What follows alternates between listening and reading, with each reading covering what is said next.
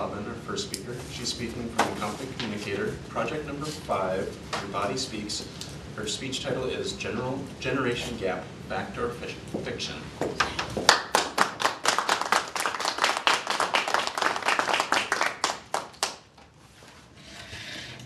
I always get dry mouth, so I bring something to drink with me up here, so I will have to stop midway, I know. Excuse me. We've all heard our parents or grandparents say things like, this younger generation, what's becoming of them? So I have a couple of quotes I want to give to you. The first one is, the children now love luxury.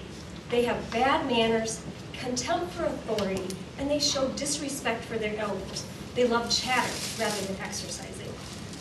The second one is, the world is passing through turbulent times. The young people of today think of nothing but themselves. They are impatient of all restraint. They talk as if they know everything, and what passes for wisdom with us is foolishness to them. As for the girls, they are forward, immodest, and unladylike in speech, behavior, and dress. These quotes sound as if they could have come from my parents, my grandparents, or even me, in fact. But the first one is attributed to Socrates by Plato, and the second one is from Peter the Hermit in AD 1274. So you can see the concept of a generation gap is nothing new. I have to give credit to the male HR department. Trip Welch actually gave me some information on this because we're doing this for an HR class that we're in. So I will give him credit for this and some of the words on here. So my question is there really a generation gap? And the first thing I'm going to share with you is some traits of the last 4 generations that we are in right now, and then suggest a different way to look at this concept. First of all, we have the traditionalists of the silent generation from 1925 to 1945. These people are age 67 to 84. They grew up in the being seen but not heard generation of the Little Rascals and Shirley Temple. They also grew up in the Great Depression and during World War II. They were too late to be the war heroes and too early to be the youthful spirits. Instead, they decided to become like James Dean, rebels without a cause. They became America's leading civil rights activists, rock and rollers, anti-war leaders, and feminists.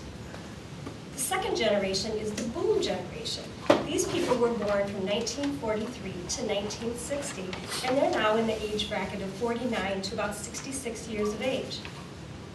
They began as Dr. Spock babies, feed on demand.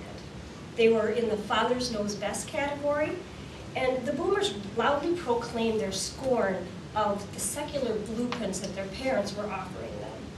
During their youth, crime rates, substance abuse, and sexual risk-taking were at an all-time high, while academic achievement and the SAT scores dropped dramatically. Their consciousness revolution climaxed during their growing up years with the Vietnam War protests, the Summer of Love, and Woodstock and Kent State. As parents, from how they were raised, they grew up being very close in their relationships with their children, almost to the point of hovering. Then there's Generation X. They were born from 1961 to 1981, and they're now in the 28 to 48 year time frame, or age group. They grew up during failing schools and marriages, when the collective welfare of children sunk to the bottom of the nation's priorities. They learned early on to distrust institutions, starting with their own family, as many of them grew up latchkey children. Several surveys point to great risk-taking by this young group, and over the next decade, crime and teen pregnancies would soar to an all-time high. Many married late in life, and in opposite or controversy to their own family, where they missed out on things, they decided to be very protective and really grew close to their families that they were producing. Many married late in life, too. Then there's the millennial generation. They were born in 1982 to roughly 2005. They are about 27 years of age or younger right now. This generation was much more focused on their own family. Divorce and abortion rates slowed down a bit, and child abuse and child safety topics were high on their list. The politicians during this time are speaking of tax cuts and the impact that it was going to have on children, and educators were speaking of the No Child Left Behind Act. Their culture, they're becoming less edgy, and they have a new focus on upbeat messages and a resurgence of the oldies and the remakes. You hear about the music being remade all the time. My daughter hates remakes. That's one of the things they have. And last, we have the home generation.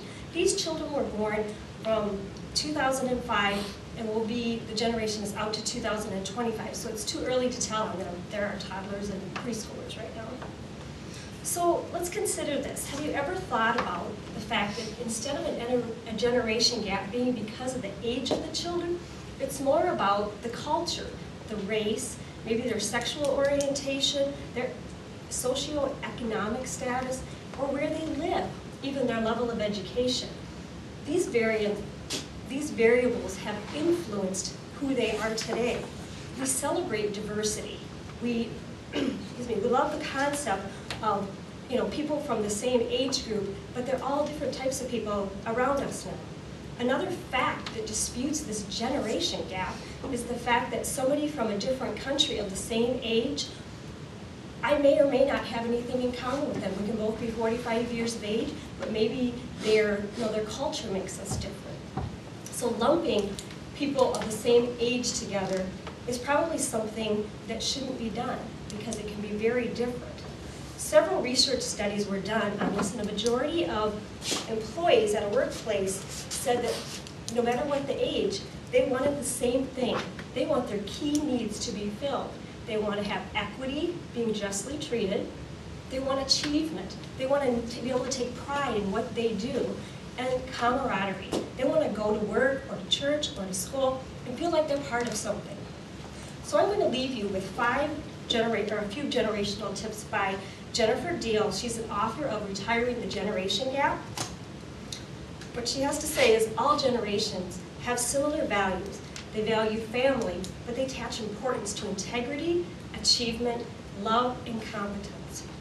They want respect. Everybody just defines it differently. Trust matters. Most of us distrust the organization or the upper management, and it's prevalent among all age groups.